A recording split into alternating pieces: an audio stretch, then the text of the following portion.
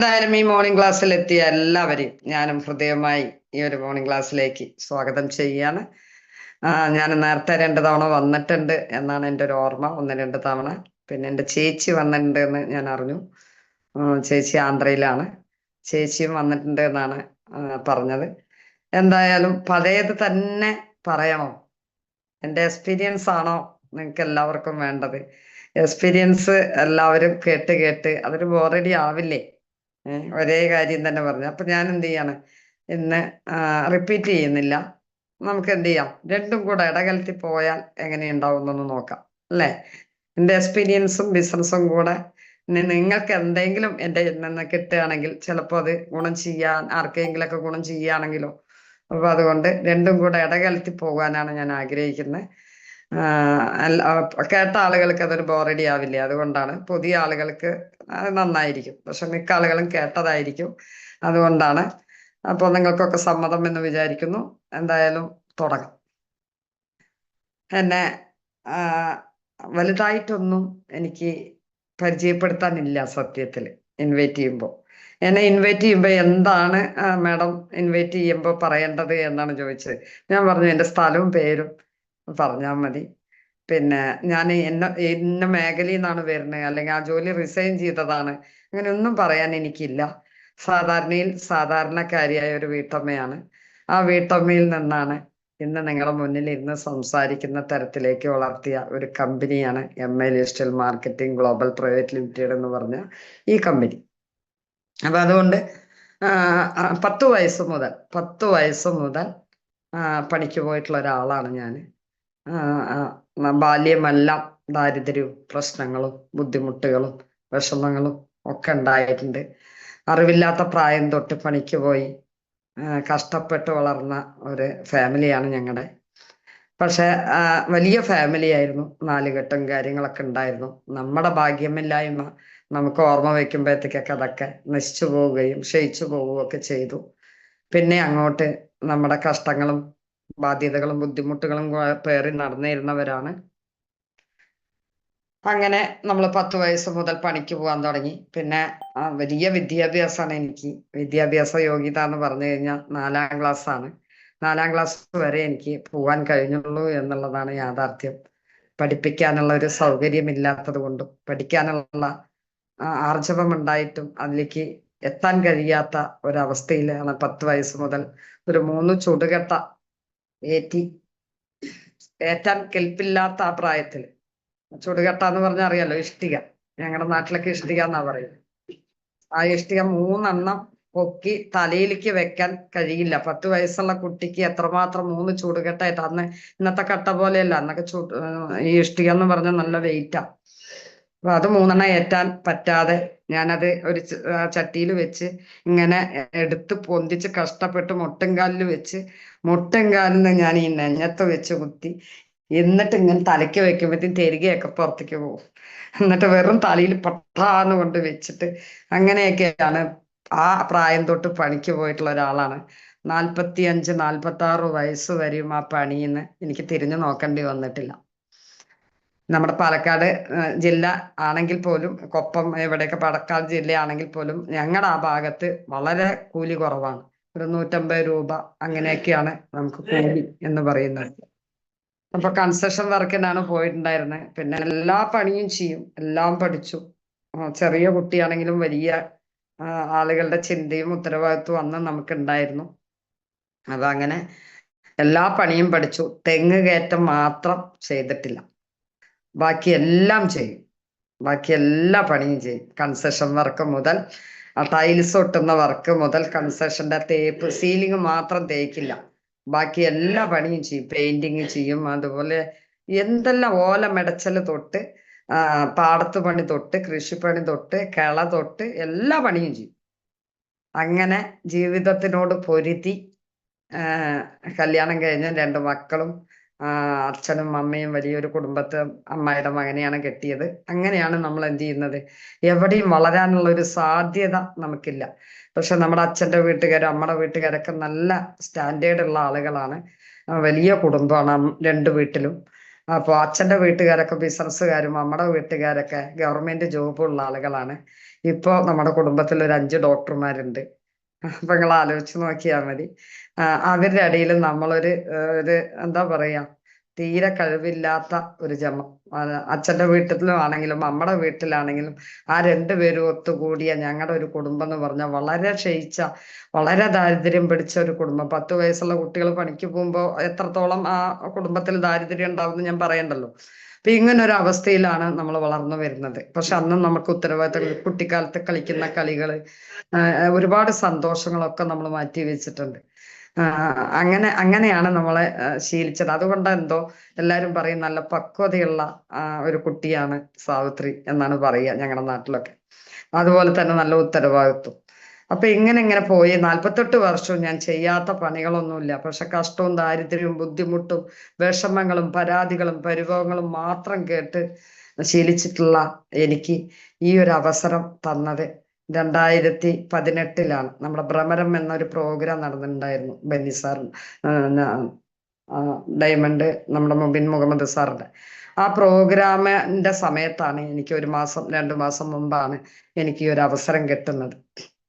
ഈ അവസരം എനിക്ക് തന്ന തൃശ്ശൂര് നിന്ന്, ഗുരുവായൂരിൽ നിന്നും ഉള്ള സജി നെല്ലിക്കൽ സാറും, ഇന്ന് നമ്മുടെ CTC ലീഡർ ആയിട്ടുള്ള CTC ലീഡർ ആയിട്ടുള്ള നമ്മുടെ രാജു വെളത്ത് സാറുമാണ് എനിക്ക് ഈ ഒരു അവസരം തന്നത്. ഈ അവസരത്തിൽ ഞാൻ അവർക്ക് നന്ദി പറയുകയാണ്. കാരണം എൻ്റെ ജീവിതത്തിൽ വലിയ മാറ്റങ്ങൾ ഉണ്ടാക്കാൻ ഒരു അവസരം തന്നവരാണ് അവര് രണ്ടുപേരും. അവര് എന്നെ ബിസിനസ് പഠിപ്പിച്ചു. എനിക്ക് ബാക്കിയെല്ലാം നല്ലതായിട്ട് അറിയായിരുന്നു, പക്ഷെ ബിസിനസ് എന്താണെന്ന് അറിയില്ലായിരുന്നു. ഒരു റീറ്റെയില്, ഈ ഒരു അവസരം ഞാൻ ഹോം മീറ്റിങ്ങിലൂടെയാണ് കേൾക്കുന്നത്. അങ്ങനെ കേട്ടപ്പോ എനിക്ക് തോന്നി 2,10,000 വരെയൊക്കെ അവർ പറഞ്ഞു, എൻ്റെ അവസരമൊക്കെ പറഞ്ഞു, പ്രൊഡക്റ്റുകൾ പറഞ്ഞു. പക്ഷെ എനിക്ക് ക്ലിക്കായത് പ്രൊഡക്റ്റ് മാത്രമാണ്. പക്ഷെ ഉപയോഗിക്കാനല്ല. ഇതിൽ പലരും എക്സ്പീരിയൻസ് പറയുന്നുണ്ടാവും, ഞാൻ അത് ഉപയോഗിച്ച് റിസൾട്ട് കിട്ടിയിട്ടാണ്, ഇത് ഉപയോഗിച്ച് റിസൾട്ട് കിട്ടിയിട്ടാണ് എന്നൊക്കെ പറഞ്ഞിട്ടാണ് വന്നതെന്ന്. പക്ഷെ എന്നെ സംബന്ധിച്ച് ഉപയോഗിക്കാനുള്ള കാശൊന്നും എൻ്റെ കയ്യിൽ ഉണ്ടായിരുന്നില്ല. സത്യത്തിൽ എനിക്ക് ആ റീറ്റെയില് എനിക്ക് വല്ലാതെ ക്ലിക്കായി. ഉൽപ്പന്ന അതും എല്ലാ സാധനവും അല്ല, എല്ലാം മരുന്നുകളാണ് എന്നുള്ളൊരു ചിന്തയായിരുന്നു എനിക്ക്. പക്ഷെ പേസ്റ്റ് എന്നെ വല്ലാതെ എന്ത് ചെയ്തു, ഇൻസ്പയർ ചെയ്തു. അപ്പൊ ആ ഹോം മീറ്റിംഗ് ഒക്കെ എല്ലാം കേട്ടിരുന്നിട്ട് ഞാൻ ഒറ്റ 2 ചോദ്യമാണ് ഞാൻ, ഒരുപാട് ആളുകൾക്ക് എന്ത് കേട്ടാലും ഭയങ്കര സംശയം ഉണ്ടാവും ഈ ബിസിനസ്സിൽ. പക്ഷെ എന്നെ സംബന്ധിച്ച് നോക്കുകയാണെങ്കിൽ എനിക്ക് ഒരു സംശയം ഉണ്ടായിരുന്നില്ല. ഞാൻ ആകെ ചോദിച്ച 2-3 ചോദ്യമാണ് രാജു സാറോടും സജി സാറോടും ചോദിച്ചത്. STCയിൽ നിൽക്കുന്നു എൻ്റെ അപ്ലൈൻ ലീഡർ, അതിൻ്റെ അപ്ലൈൻ ലീഡറാണ് രാജു വളത്ത് സാറ്. അപ്പോൾ അങ്ങനെ അവരോട് ഞാൻ ചോദിച്ച 2 ചോദ്യമാണ്. ഒന്ന്, സാറേ ഈ പ്രൊഡക്റ്റ് എവിടെ നിന്ന് കിട്ടും? 2, എപ്പ കിട്ടും? 3, എത്ര രൂപ വേണം? ഈ 3 ചോദ്യം ഞാൻ ചോദിച്ചുള്ളൂ. അപ്പൊ അവര് പറഞ്ഞു, അന്ന് നമുക്ക് ഇവിടെ ഔട്ട്ലെറ്റ് ഒന്നുമില്ല, നമുക്ക് കൊച്ചിയിലും പിന്നെ കോയമ്പത്തൂരും മംഗലാപുരത്തു നിന്നൊക്കെയാണ് പ്രൊഡക്റ്റുകൾ കിട്ടുക. അപ്പോൾ ഈ കാര്യങ്ങളൊന്നും നമുക്ക് അറിയാത്തത് കൊണ്ടും ഈ ഈ കമ്പനിയെ കുറിച്ച് എനിക്ക് നെഗറ്റീവ് ഒന്നും ഉണ്ടായിരുന്നില്ല. കാരണം 2,10,000 കിട്ടും, കമ്പനി കൊടുക്കുകയായിരിക്കും. പക്ഷെ അത് വാങ്ങാനുള്ള യോഗ്യത എനിക്കില്ലാന്ന് ഞാൻ അന്ന് തന്നെ ഉറച്ചിട്ടുണ്ടായിരുന്നു. എന്നെ കൊണ്ട് പറ്റൂല, അതിലേക്കൊന്നും പറ്റൂല. പക്ഷെ റീറ്റെയിൽ ചെയ്യാൻ പറ്റുന്നുള്ള, ഞാൻ കാശിന് ആവശ്യമുണ്ട്. എനിക്ക് 150 രൂപയാണ് ഒരു ദിവസം ഇത്രയും ഹാർഡ് വർക്ക് ചെയ്താൽ എനിക്ക് കിട്ടുന്നെങ്കിൽ ഒരു പേസ്റ്റ് വിറ്റാന്ന് 55 രൂപ കിട്ടുമായിരുന്നു.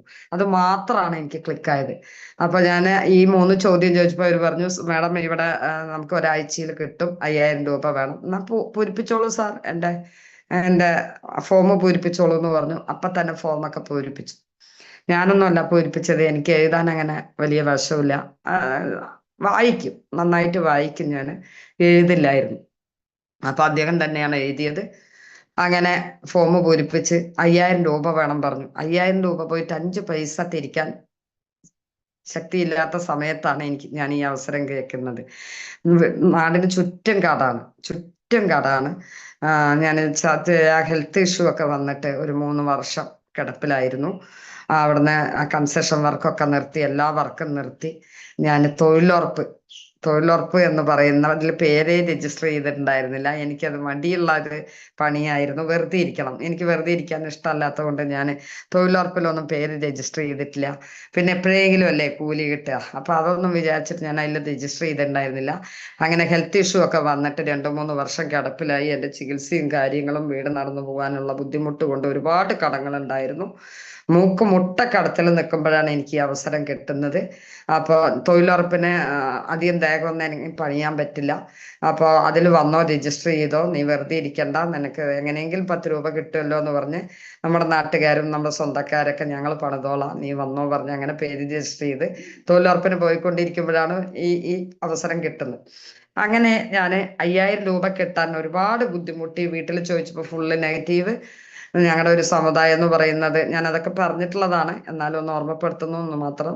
ബ്രാഹ്മിൺസ് സമുദായമാണ്. അങ്ങനെ നാട്ടുകാർക്ക് പണിക്ക് പോകുന്നത് കൊണ്ടൊന്നും വീട്ടുകാർക്കും നാട്ടുകാർക്കും കുഴപ്പമില്ല. പക്ഷെ ബിസിനസ് ചെയ്യാന്ന് പറഞ്ഞപ്പോ ഇത് പറ്റിക്കലാണ്, വെട്ടിക്കലാണ്, അവിടെ ഇവിടെയും പുറത്തൊക്കെ പോകേണ്ടി വരും, നാട്ടുകാരൊന്നും വെറുതെ ഇരിക്കില്ല എന്നാണ് ഭർത്താവിന്റെ പ്രശ്നം. അപ്പൊ അതുകൊണ്ട് ഭർത്താവ് അത് വേണ്ടാന്ന് പറഞ്ഞു. 5000 സംഘടിപ്പിച്ച് തരാൻ പറഞ്ഞിട്ട് കേട്ടില്ല. ചെയ്യണ്ട, പോണ്ടെന്നായിരുന്നു ആളുടെ തീരുമാനം.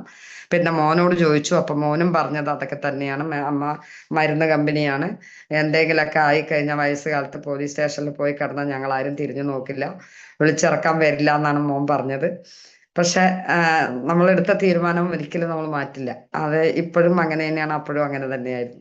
അപ്പൊ അതുകൊണ്ട് ശക്തമായ ആ തീരുമാനം വാക്ക് പറഞ്ഞതാണ്. എന്തായാലും എടുത്ത് ഞാൻ നോക്കട്ടെ, ഞാൻ മരുന്നൊന്നും വെക്കില്ല, പേസ്റ്റ് മാത്രം വെക്കുന്നത് കൊണ്ട് പല്ല് തേച്ചാലും ചത്ത ചരിത്രവുമില്ല. അപ്പൊ അതുകൊണ്ട് പല്ല് തേക്കുക എന്നുള്ളത് ഉള്ള പേസ്റ്റ് മാത്രം വാങ്ങാന്നുള്ള ഒരു തീരുമാനത്തിലെത്തി. ഞാൻ തന്നെ തീരുമാനിച്ചതാ, വീട്ടിലാരും സപ്പോർട്ടില്ല. അപ്പൊ ഇതിന് കാശ് വേണമല്ലോ. അപ്പൊ കാശ് കിട്ടാൻ വഴിയില്ലാതായപ്പോ കുറെ ഞാൻ അന്വേഷിച്ചു. ഇവരുടെ അടുത്താണെങ്കിൽ ഒരാഴ്ചയാണ് ഞാൻ സമയം പറഞ്ഞത്. ഒരാഴ്ചയുടെ ഉള്ളിൽ ക്യാഷ് ശരിയാക്കി തരാം സാർ എന്നാണ് പറഞ്ഞിട്ടുണ്ടായിരുന്നത്.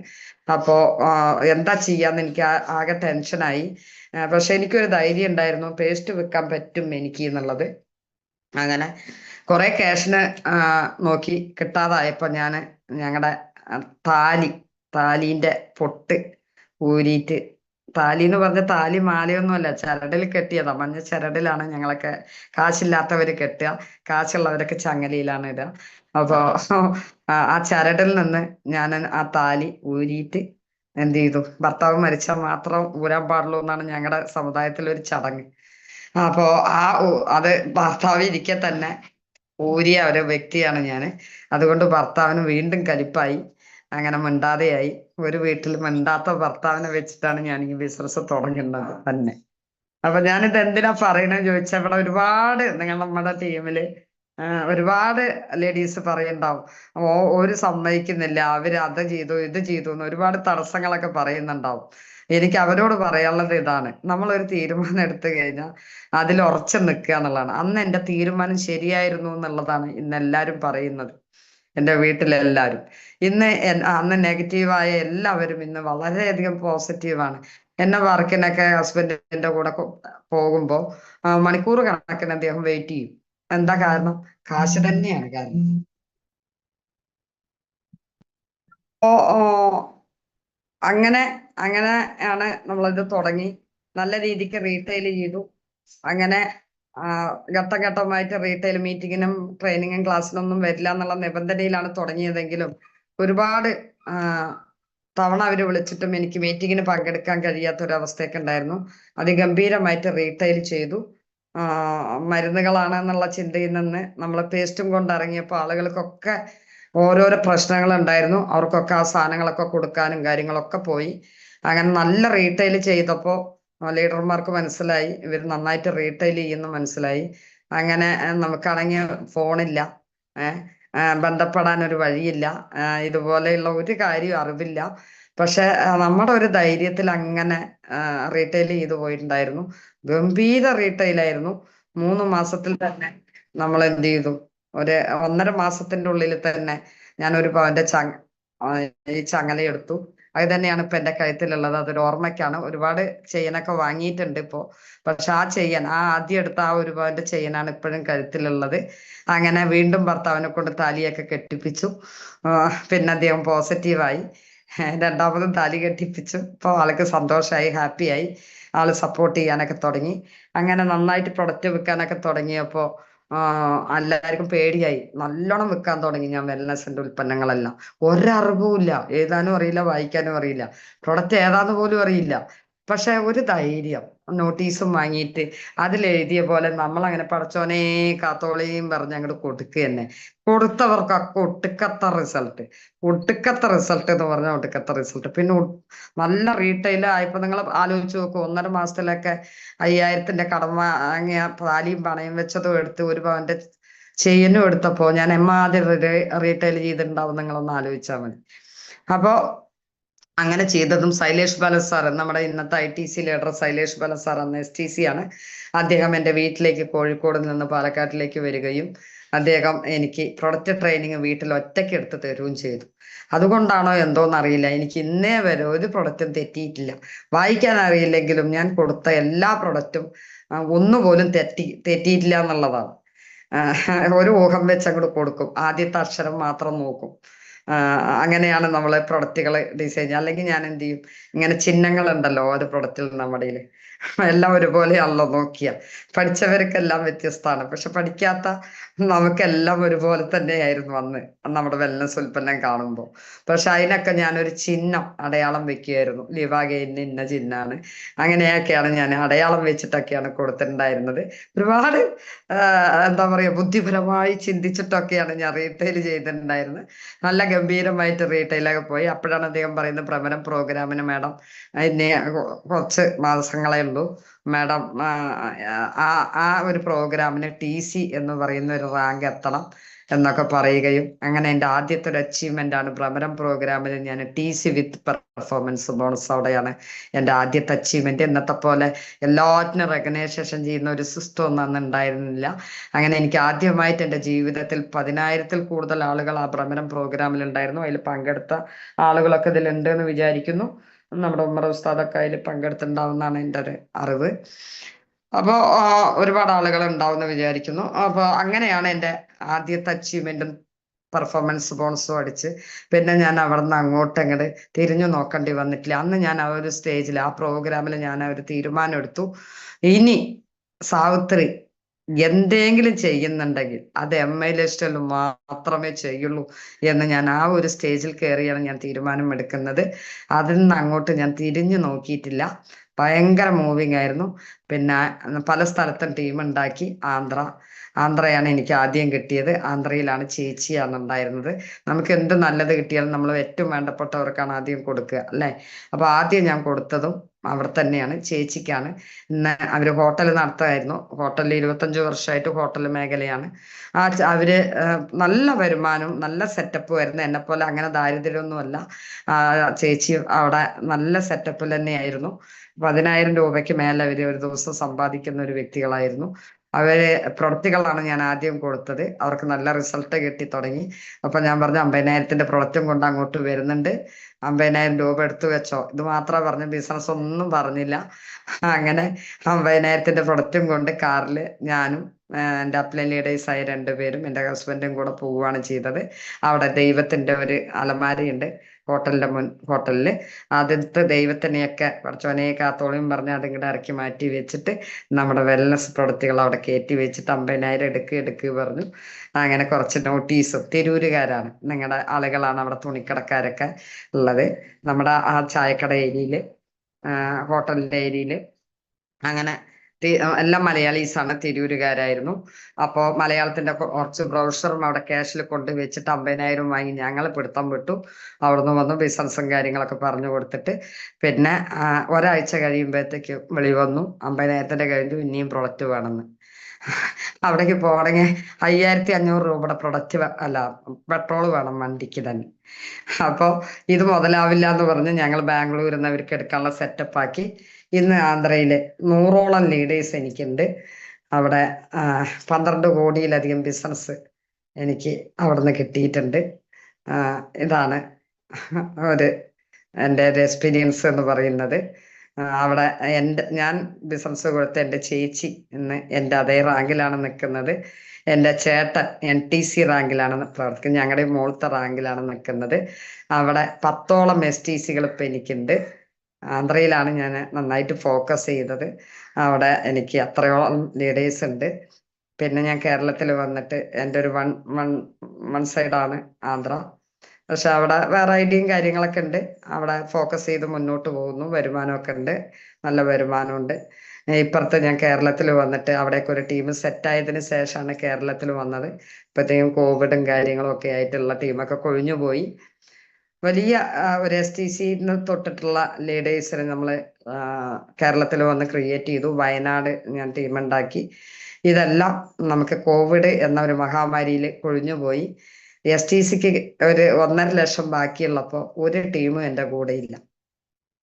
ഇത് യാഥാർത്ഥ്യമാണ്. ഇത് ഞാൻ എന്തിനാണ് നിങ്ങളോട് പറയുന്നതെന്ന് ചോദിച്ചു കഴിഞ്ഞാൽ, ഇപ്പൊ അയ്യോ അമ്മേ എന്നൊക്കെ പറയുന്ന നിങ്ങളോട് എനിക്ക് പറയാനുള്ളത് ഒന്നേ ഉള്ളൂ. അങ്ങനത്തെ ഒരു തീരുമാനം നിങ്ങൾ എടുക്കുക എന്നുള്ളതാണ്. നമ്മൾ കഷ്ടപ്പെട്ടതെല്ലാം വെള്ളത്തിലായിന്ന്. ഇത്രയും വർഷം കഷ്ടപ്പെട്ടതെല്ലാം കോവിഡ് കൊണ്ടുപോയി എന്റെ ടീമിന് മൊത്തം. അന്ന് ഔട്ട്ലെറ്റുകളില്ല, പ്രൊഡക്റ്റുകൾ ഇവിടുന്ന് ചുമന്നു കൊണ്ടുപോയിട്ട് വേണം വയനാട്. ഇന്ന് ബെന്നി സാറിന്റെ നല്ലൊരു ടീം അവിടെ ഉണ്ട് എന്ന് എനിക്ക് നന്നായിട്ട് അറിയാം. പക്ഷെ അവിടെ പോയി ഒരു ടീം ഉണ്ടാക്കാനുള്ള ഒരു സാഹചര്യത്തിലല്ല ഇപ്പോഴും ഞാൻ. എന്നൊക്കെ അവിടെ നല്ലൊരു ടീം ഉണ്ടായിരുന്നു. ഒരു ATCന്ന് തൊട്ടിട്ട് ഒരു വർഷം ഞാൻ ഇട്ട എഫർട്ട് കൊണ്ട് ഇവിടുന്ന് പോയി വയനാട് പോയി ഒരു വർഷം എഫർട്ട് ഇട്ടത് കൊണ്ട് അവിടെ ATCന്ന് മുതൽ എല്ലാ റാങ്കുകാരും കറക്റ്റ് ആയിട്ട് ഫോളോ ചെയ്ത് ഒരു നല്ലൊരു ചെറിയൊരു ടീം ഫോമായി വരുന്ന സമയത്താണെന്ന് അവിടെ GTS ഒന്നുമില്ല. മാനന്തവാടിയിലാണ് ആകെ GTS ഉള്ളത്. ഞാനുള്ളത് കൽപ്പറ്റയിൽ നിന്നും കുറച്ചിങ്ങോട്ടാണ്. ഒരുപാട് ദൂരമുണ്ട് മാനന്തവാടിക്ക് പോലും. എന്നിട്ടും നമ്മൾ അവിടെ അങ്ങനെ ഒരു ടീമിനെ ഞാൻ ഫോം ചെയ്ത് വരുന്ന സമയത്ത് പ്രൊഡക്റ്റ് ഒക്കെ ചുമന്ന് കൊണ്ടുപോയി അങ്ങനെ ഒരു ടീം എത്രയും ടീമുകൾക്ക് നമ്മൾ പ്രൊഡക്റ്റ് ഇവിടുന്ന് ചുമന്ന് കൊണ്ടുപോവുകയാണ് ചെയ്തിട്ടുണ്ടായിരുന്നത്. പക്ഷെ ആ ഒരു ടീം കോവിഡ് ആയപ്പോ പ്രൊഡക്റ്റുകൾ എത്താതായപ്പോ 2 വർഷം കഴിയുമ്പോഴത്തേക്ക് അവര് വഴി നോക്കി പോയി. അതുപോലെ എനിക്ക് നമ്മുടെ നാട്ടിലുണ്ടായിരുന്ന കുറച്ച് ടീമുകൾ ഉണ്ടായിരുന്നു. അവിടെയും STCന്ന് തൊട്ടിട്ടുള്ള ഒരു ടീം ഉണ്ടായിരുന്നു. ഇത് രണ്ടും കൂടെ നോക്കുകയായിരുന്നു. ആന്ധ്ര കഴിഞ്ഞപ്പോ ഇത് രണ്ടും കയ്യിന്ന് പോയി. പിന്നെ വൺ സൈഡ് ആന്ധ്ര മാത്രമേ നിലനിന്നുള്ളൂ. അപ്പോൾ STC ആണ് നമ്മുടെ സൈലേഷ് സാറിന്റെ ഒരു പ്രോഗ്രാം ഉണ്ടായിരുന്നു, എല്ലാ വർഷവും നടത്തുന്ന 2ാം സീസൺ 2 ഉണ്ടായിരുന്നു. ആ ഒരു പ്രോഗ്രാമിന് ഒരു മനുഷ്യന്റെ കുട്ടിയില്ല. പ്രബലം പ്രോഗ്രാമിന് ഒരു ബസ്സും ഒരു ടാറ്റാ സുമോ ആളുകളെ കയറ്റിയാൽ എനിക്ക് TCയിൽ കയറ്റിയ ആൾക്ക് STCയിൽ ഒറ്റയ്ക്ക് പോയി നിന്നിട്ടാണ് ഞാൻ റീറ്റെയിൽ ചെയ്തുകൊണ്ടാണ് STC തയ്ക്കുകയും ആ STCന്റെ മെമന്റോ വാങ്ങുകയും ചെയ്തത്. പക്ഷെ അന്നും ഞാൻ തളർന്നില്ല എന്നുള്ളതാണ്. ഈ ബിസിനസ് വളരെ ഭംഗിയായിട്ട് ഞാൻ പഠിക്കും മനസ്സിലാക്കുകയും ചെയ്തതിൻ്റെ ഒരു ആത്മധൈര്യം, എനിക്ക് എന്നോടുള്ള ഒരു ആത്മവിശ്വാസം ഉണ്ടല്ലോ, അത് തകർക്കാതിരുന്നാൽ ആർക്കും ഇതിൽ പിടിച്ചു നിൽക്കാം. എന്ത് പ്രതിസന്ധി വന്നാലും പോവാതെ നോക്കാം. ഇതാണ് എനിക്ക് എല്ലാവരോടും പറയാനുള്ളത്. ഇവിടെ ചെറിയ ചെറിയ കാര്യങ്ങൾക്ക് വലിയ വലിയ പ്രതിസന്ധികളായി നിങ്ങൾ പറയുന്നുണ്ടെങ്കിൽ ഈ ബിസിനസ്സിൽ വളരാൻ നമുക്ക് ചങ്കൂറ്റം എന്ന് പറയുന്ന ഒരു സാധനം ഉണ്ടായാൽ മതി. ആത്മധൈര്യവും ആത്മവിശ്വാസവും ഉറച്ച തീരുമാനം ഉണ്ടെങ്കിൽ ഏത് റാങ്കിൽ ഒറ്റപ്പെട്ടാലും പിന്നെയും നമുക്ക് പിടിച്ചു കയറാൻ പറ്റുന്ന ഇതുപോലൊരു മേഖല വേറെ ഇല്ല എന്ന് എൻ്റെ ഒരു അനുഭവം കൊണ്ടാണ് ഞാൻ പഠിച്ചത്. അന്നും നമ്മൾ തളർന്നില്ല. STCയിൽ റീറ്റെയിൽ ചെയ്തുകൊണ്ട് വീണ്ടും ഞാൻ ടീമിനെ ഫോം ചെയ്തു. അങ്ങനെയാണ്. അതും എനിക്ക് ദൂരെയാണ്. ഞാൻ ഭയങ്കര ഭാഗ്യമുള്ള ഒരാളാണ്. എനിക്ക് എപ്പോഴും ദൂരെയാണ് ടീം ഉണ്ടാകുന്നത്. എൻ്റെ നാട്ടിലത്തെ കാട്ടിയും എനിക്ക് അന്ന് ആദ്യം ആന്ധ്ര, പിന്നെ ഇപ്പൊ കൊല്ലം, കൊപ്പം ഒക്കെയാണ്. ലേഡീസുകളാണ്. അവിടെ ഇവിടെ പോകാനൊക്കെ നമുക്ക് ഭയങ്കര ബുദ്ധിമുട്ടാണെന്നൊക്കെ എല്ലാവരും പറയുമെങ്കിലും ജീവിതത്തിൽ രക്ഷപ്പെടണമെങ്കിൽ എന്തും ചെയ്യാം. നമ്മളെ സത്യസന്ധമായി എന്തും ചെയ്യാം എന്ന് പറയുന്ന ഒരു വ്യക്തിയാണ് ഞാൻ. ഒരാളെ വഞ്ചിക്കാതെ, ഒരാളെ ചതിക്കാതെ, ഒരാളെ ബുദ്ധിമുട്ടിക്കാതെ നമ്മൾ കുറച്ച് എഫർട്ട് ഇട്ടാലും നമ്മൾക്ക് ഒരുപാട് ആളുകൾക്ക് ഉപകാരപ്രദമായ MI ലിസ്റ്റിൽ എന്ന് പറയുന്ന ഈ ബിസിനസ് ചെയ്യാൻ എന്തിനാണ് മടി, എന്തിനാണ് ചാങ്കൂറ്റം? ഞാനിപ്പൊ നിങ്ങളോട് ഇരുന്ന് സംസാരിക്കുന്നത് പോലും എൻ്റെ നാട്ടിലോ എൻ്റെ വീട്ടിലോ ഇരുന്നിട്ടല്ല. ഞാനിപ്പൊ കൊപ്പം എന്ന് പറയുന്ന ഒരു സ്ഥലത്ത് ഞാൻ 3 വർഷമായിട്ട് ഇവിടെ ഒരു ഓഫീസ് ഇട്ടിട്ടുണ്ട്. ആ ഓഫീസിൽ ഇരുന്നു കൊണ്ടാണ് നിങ്ങളോട് സംസാരിക്കുന്നത്. ഞാൻ കുടുംബമൊക്കെ വീട്ടിലാണ്. പാലക്കാട് നിന്ന് കൊപ്പത്തേക്ക് എത്തണമെങ്കിൽ മിനിമം 75 രൂപയുടെ ബസ് ഫെയർ ഉണ്ട്. അത്രയും ലോങ് ഉണ്ട്. അവിടെ ഞാൻ ഡെയിലി വന്നു പോയി വർക്ക് എടുക്കാൻ കഴിയാത്തത് കൊണ്ട് അവിടെ ഒരു ഓഫീസ് വാടകയ്ക്ക് എടുക്കുകയും ഒരു 6000 രൂപയുടെ ഒരു ഓഫീസ് എടുത്ത് അവിടെ എനിക്കൊരു താമസവും, ഞാൻ ആഴ്ചയിൽ 3-4 ദിവസം അവിടെ വന്ന് നിൽക്കും. എന്നിട്ട് ഇവിടെയുള്ള ടീമിനെ സപ്പോർട്ട് ചെയ്യും. ഇവിടെയും PSTC അങ്ങോട്ടുള്ള എല്ലാ ടീമും ഉണ്ട്. നല്ലൊരു ടീമുണ്ട്. 10-60 പേരുടെ ഒരു ടീം ഇപ്പൊ ഇവിടെ ഉണ്ട്. പിന്നെ കൊല്ലത്തുണ്ട്. അങ്ങനെ പല സ്ഥലത്തും ഇപ്പൊ ടീം ഉണ്ടാക്കിക്കൊണ്ടിരിക്കുകയാണ്. കോവിഡിന് ശേഷം ഉണ്ടാക്കിയിട്ടുള്ള ടീമാണ് ഇതൊക്കെ. ഞാൻ പറഞ്ഞത് നമ്മുടെ ഒരു തീരുമാനം ഉണ്ടല്ലോ, ഇത് വെറുതെ അല്ല. ഈ തീരുമാനത്തിൽ ഉറച്ചു നിൽക്കുക എന്നുള്ളതാണ്. നമ്മൾ ആലോചിച്ച് നോക്കിയേ, നമ്മൾ ചെയ്യുന്ന ബിസിനസ് എത്ര മഹത്തായ ഒരു ബിസിനസ്സാണ്. നിങ്ങൾ എല്ലാ ലീഡേഴ്സിന്റെ കയ്യിൽ നിന്നും അത് തന്നെയാണ് നമുക്ക് ഇതിൽ കേൾക്കാൻ കഴിയുക. കാരണം ഈ ബിസിനസ്സിലൂടെ വിജയിച്ച് ഒരുപാട് നേട്ടങ്ങൾ ഉണ്ടാക്കി ഒട്ടനവധി ലീഡർമാർ എവിടെയോ ഉണ്ട് എന്നല്ല നമ്മൾ കണ്ടിട്ടുള്ളത്, പറഞ്ഞിട്ടുള്ളത്. നമ്മളെ നേരിട്ട് നമ്മളെ നയിക്കുന്ന ആളുകള്. നിങ്ങൾ ഉമ്മർ ഉസ്താദിനെ ഒന്ന് നോക്കിയാൽ പോരെ, നിങ്ങൾക്ക് എന്തിനാ ഞങ്ങളുടെയൊക്കെ സ്പീച്ച്? ഉമ്മർ ഉസ്താദ് എല്ലാ മാസവും എന്താ പറയാ, അദ്ദേഹം പെർഫോമൻസ് ഫണ്ട്സ് ഇപ്പോഴും അടിച്ചുകൊണ്ടിരിക്കുകയാണ്. നിങ്ങൾ ആലോചിച്ച് നോക്കൂ, അദ്ദേഹത്തെ കണ്ടുപിടിച്ചാൽ പോരെ. അപ്പൊ എല്ലാരും വളരാൻ മാത്രമേ പറയുന്നുള്ളൂ. ഇവിടെ നന്നാവണം എന്ന് നമ്മുടെ ജീവിതത്തിൽ ഒറ്റ കുട്ടികൾ നമുക്ക് പറഞ്ഞു തന്നിട്ടില്ല. നമ്മുടെ സ്കൂളിൽ കാശ് എങ്ങനെ ഉണ്ടാക്കണം എന്ന് നമുക്ക് പഠിപ്പിച്ചു തന്നിട്ടില്ല, ഉണ്ടോ? പക്ഷെ ഇവിടെ എന്താണ് പറയുന്നത്? ഒരാളെ കണ്ട രക്ഷപ്പെട് എന്ന് മാത്രം പറയുന്ന ഈ ഒരു പോസിറ്റീവ് എനർജി നമുക്ക് എവിടെ നിന്ന് കിട്ടും? ഇതിന് സിസ്റ്റം, നമുക്ക് എല്ലാ സിസ്റ്റവും നമ്മളിവിടെ ക്രിയേറ്റ് ചെയ്തിട്ടുണ്ട്. എപ്പോഴും നമ്മൾ പറയുന്ന ഒരു കാര്യം എന്താണ്? വാങ്ങുന്നവന്റെ കയ്യിൽ പണം ഉണ്ടാവുമോ? വാങ്ങുന്നവന്റെ കയ്യിൽ എന്തെങ്കിലും പണം ഉണ്ടായിട്ടുണ്ടോ? പണം പോകും. വാങ്ങുന്നവന്റെ കയ്യിൽ നിന്ന് പണം പോകും, അത് യാഥാർത്ഥ്യമാണ്. പക്ഷെ വിൽക്കുന്നവന്റെ കയ്യിലോ പണം വരും. ഈ ഒരൊറ്റ യാഥാർത്ഥ്യം നമ്മൾ മനസ്സിലാക്കിയ പോരെ. അപ്പൊ നമ്മളെല്ലാവരും വിൽക്കുന്ന ആളുകളല്ലേ. ഇനി നമ്മൾ എന്താണ് ചെയ്തുകൊണ്ടിരിക്കുന്നത്? മഹത്തായ ഒരു പടച്ചോ നിയോഗിച്ച ആളുകൾ തന്നെയാണ് നമ്മള്. MLA ചെയ്യുന്ന ഒരു കുട്ടി ഉണ്ടെങ്കിൽ ഞാൻ എപ്പോഴും പറയും, അത് ദൈവനിശ്ചയമുള്ള ഭാഗ്യം വേണം. ഈ പ്രൊഡക്റ്റ് കാണാനും കേൾക്കാനും ഉപയോഗിക്കാനും ഭാഗ്യം വേണമെന്നാ പറയാ. പിന്നെ വിൽക്കാൻ ഭാഗ്യം വേണ്ടേ? ഭാഗ്യമുള്ളവനല്ലേ MLA കടന്നു വരുള്ളൂ. അങ്ങനെ നമ്മൾ എന്താണ് അവിടെ ചെയ്യുന്നത്? ചില സമയത്ത് പല ആളുകൾക്കും പല ഡ്രീമുമാണ്. എന്തൊക്കെയാണ് ആ ഡ്രീം? ചില ആളുകൾ പറയും എൻ്റെ മകളെ ഡോക്ടറാക്കണം എന്നായിരിക്കും ആഗ്രഹിക്കുക. അങ്ങനെയാണെങ്കിൽ ഇവിടെ ഒരു ഡോക്ടർ ആവാനുള്ള സാധ്യത ഇല്ലേ? ഇനി ചില ആളുകൾ എന്താ വിചാരിക്കുക? എൻ്റെ മകനെ ബാങ്കിൽ മാനേജർ ആക്കണം എന്നായിരിക്കും. ഇവിടെ ഒരു മാനേജർ ആവാനുള്ള സാധ്യത ഇല്ലേ? MLA ഐഡിയ അടിച്ച ആളുകൾക്ക് ഉണ്ടോ? ഉണ്ട്. പിന്നെ ചില ആളുകൾ എന്താ വിചാരിക്കുക? കുടുംബം നല്ല പോറ്റുന്ന വരുമാനം ഉണ്ടാവണം. ഒരു ചീത്ത സ്വഭാവത്തിൽ പോയവൻ പെടരുത്. അവൻ നമ്മുടെ കുടുംബത്തിനെ പോറ്റുന്ന നന്നായിട്ട് ജീവിക്കുന്ന ഒരാളാവണം എന്ന് വിചാരിക്കുന്ന ആളുകളാണ് മിക്ക ആളുകളും, സാധാരണക്കാര്. അങ്ങനെയാണെങ്കിൽ ആ സാധാരണക്കാരന് പറ്റിയൊരു മേഖലയല്ലേ MLA? കുടുംബം പോറ്റാനുള്ള വകുപ്പ് കിട്ടില്ലേ? നല്ല വ്യക്തിയായി മാറാനും കുടുംബം നോക്കുന്നവനും അല്ലേ ഓരോരോ MLA ചെയ്യുന്ന ഓരോ ലീഡേഴ്സും. അവർക്ക് എന്തെങ്കിലും വഴക്കോ പ്രശ്നങ്ങളോ ഉണ്ടെങ്കിൽ നമ്മുടെ ട്രെയിനിങ്ങുകളിൽ പറഞ്ഞു തരുന്നത് എന്താണ്? കുടുംബം നന്നായിട്ട് നോക്കണം, പെറ്റ ഉമ്മാനെയും ഉപ്പാനെയും നന്നായിട്ട് നോക്കണം, മക്കൾ എങ്ങനെ വളർത്തണം എന്നൊക്കെ നമ്മുടെ ട്രെയിനിങ്ങിൽ വരുന്നില്ലേ? അങ്ങനെയാണെങ്കിൽ ഒരു ചീത്ത സ്വഭാവമുള്ള ഒരു വ്യക്തി നല്ല സ്വഭാവമായി മാറാനുള്ള ഒരു ചാൻസ് MLA ഇല്ലേ? പിന്നെന്താണ് നമ്മുടെ ആഗ്രഹം? നല്ല കാറും വണ്ടിയും വാഹനവുമായിട്ട് നല്ല പൊസിഷനിൽ ജീവിക്കണം എന്ന് ആഗ്രഹിക്കുന്ന എത്രയോ ആളുകളുണ്ട്. എനിക്കോ പറ്റിയില്ല, എൻ്റെ മക്കൾ നല്ലൊരു ജോലി വാങ്ങിച്ചു കൊടുത്ത് അങ്ങനെയൊക്കെ ആക്കണം എന്ന് ചിന്തിക്കുന്നവരോട് ആ ഒരു അവസരം ഇതിലില്ലേ? ഇനി ചില ആളുകൾ പറയും എൻ്റെ മക്കളെ ടീച്ചർ ആക്കണം എന്നൊക്കെ പറയുകയാണെങ്കിൽ MLA ഐഡിയ അടിച്ചവര് ടീച്ചർ അല്ലേ?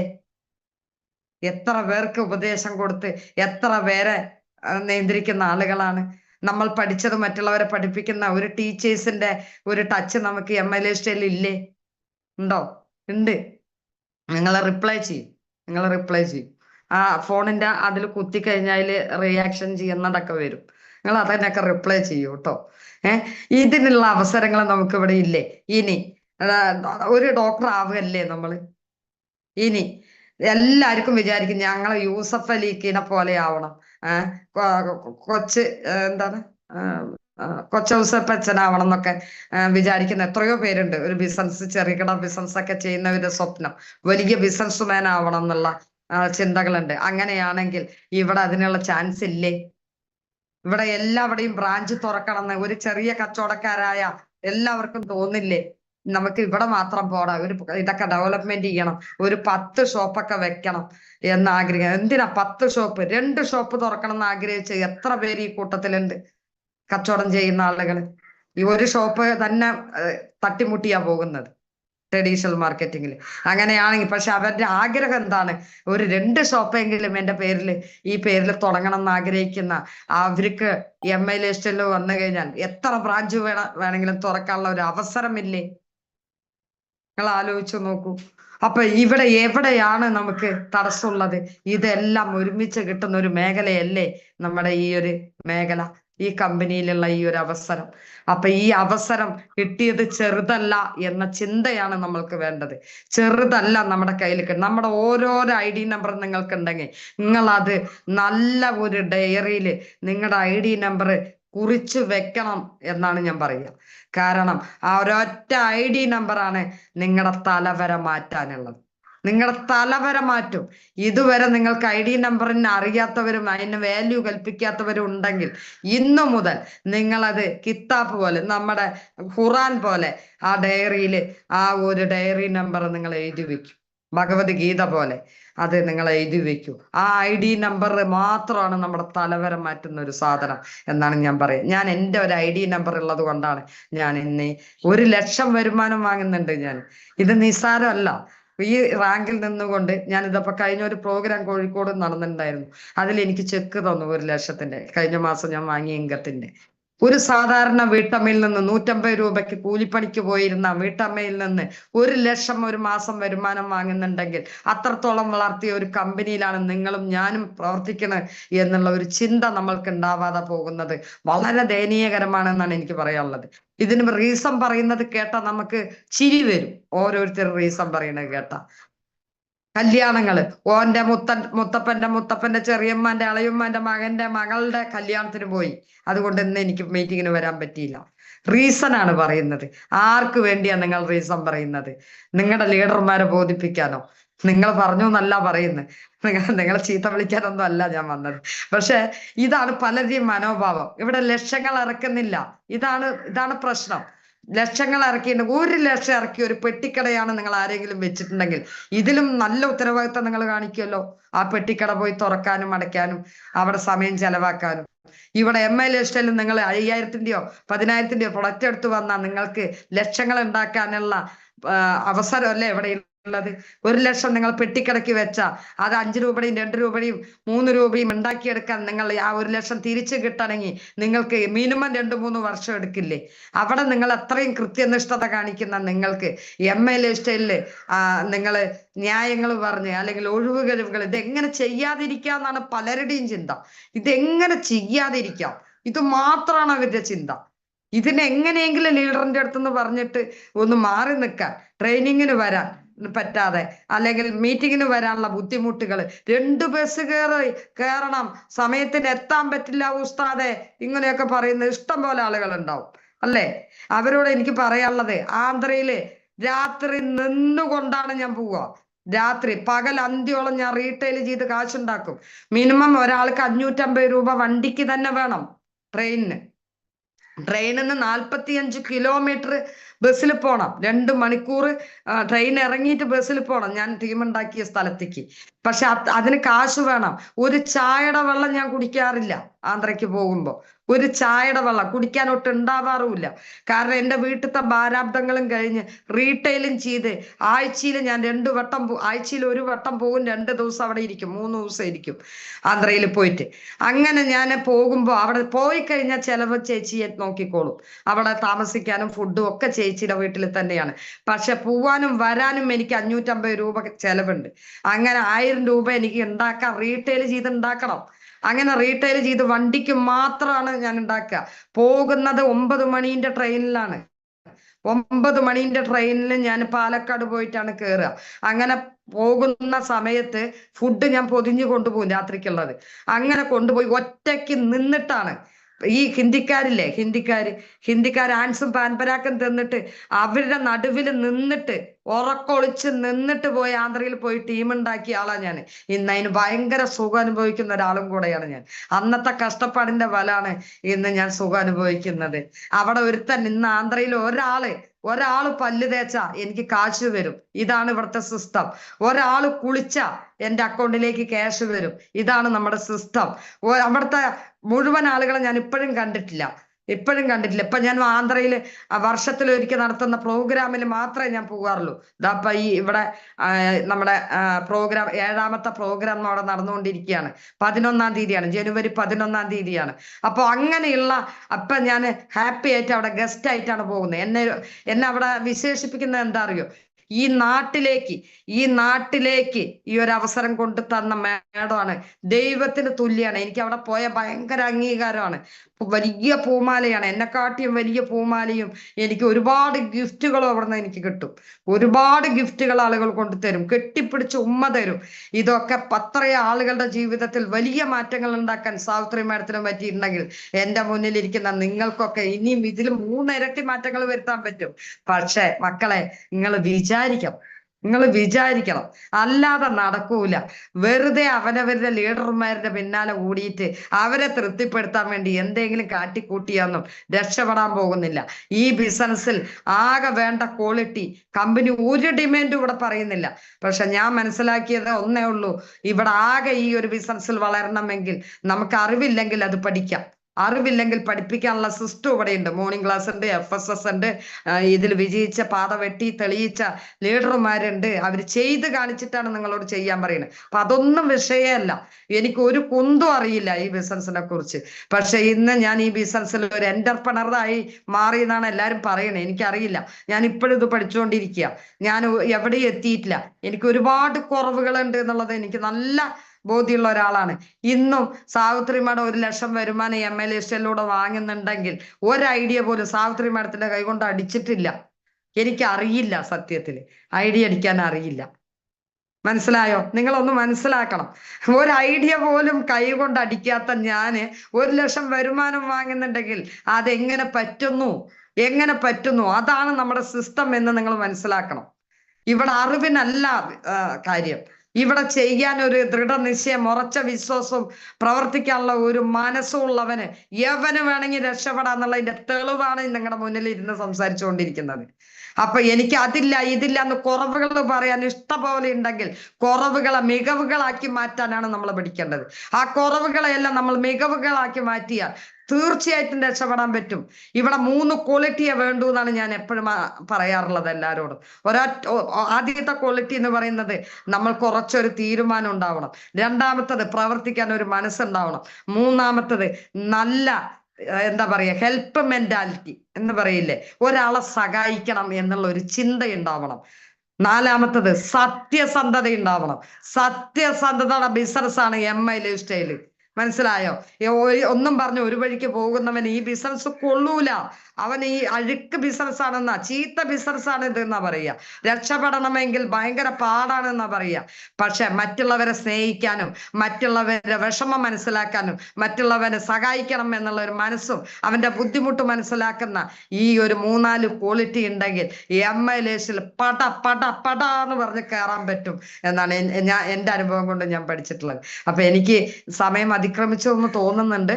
അപ്പോ അല്ലേ സാറേ, എത്ര സമയമാണ് എനിക്കറിയില്ല. ഞാൻ പറഞ്ഞു പോയ ആവേശത്തിൽ പറഞ്ഞു പോവും. അപ്പൊ അതുകൊണ്ട് എനിക്ക് സമയമൊന്നും ഞാൻ അങ്ങനെ നോക്കാറില്ല. എനിക്ക് അങ്ങനെ ഒരു പ്രശ്നമുണ്ട്. അപ്പൊ അതുകൊണ്ട് സമയമായിട്ടുണ്ടെങ്കിൽ നിങ്ങളൊന്ന് അറിയിക്കുക.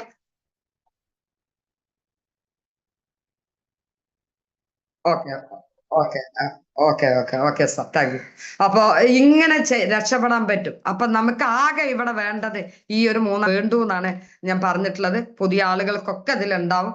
അവരൊക്കെ ചെയ്യേണ്ടത് ഇത്ര തന്നെയാണ്. നമ്മൾ വാങ്ങുന്നവന്റെ കയ്യിലല്ല പണം ഉണ്ടാവുക, വിൽക്കുന്നവന്റെ കയ്യിൽ തന്നെയാണെന്നുള്ളത് നിങ്ങൾ പറഞ്ഞ് നിങ്ങളുടെ മനസ്സിനെ പഠിപ്പിക്കണം.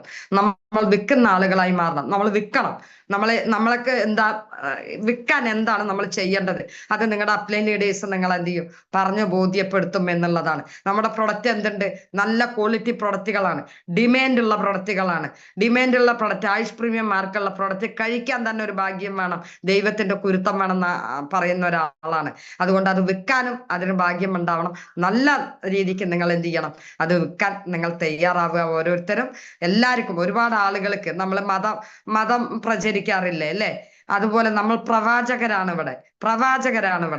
നിങ്ങളുടെ ഒരു ഇതിൽ പറയുകയാണെങ്കിൽ മതത്തിനെ കെട്ടിപ്പിടിക്കുന്ന ആളുകൾ ഇഷ്ടം പോലെ പേരുണ്ട്. അങ്ങനെയാണെങ്കിൽ നിങ്ങളൊരു പ്രവാചകരാവൂ. എനിക്ക് അതാണ് പറയാനുള്ളത്. ഡോക്ടർ ആവാം, എഞ്ചിനീയർ ആവാം, മാനേജ്മെന്റ് ആവാം, ടീച്ചർ ആവാം, പ്രവാചകരും ആവാം ഇവിടെ.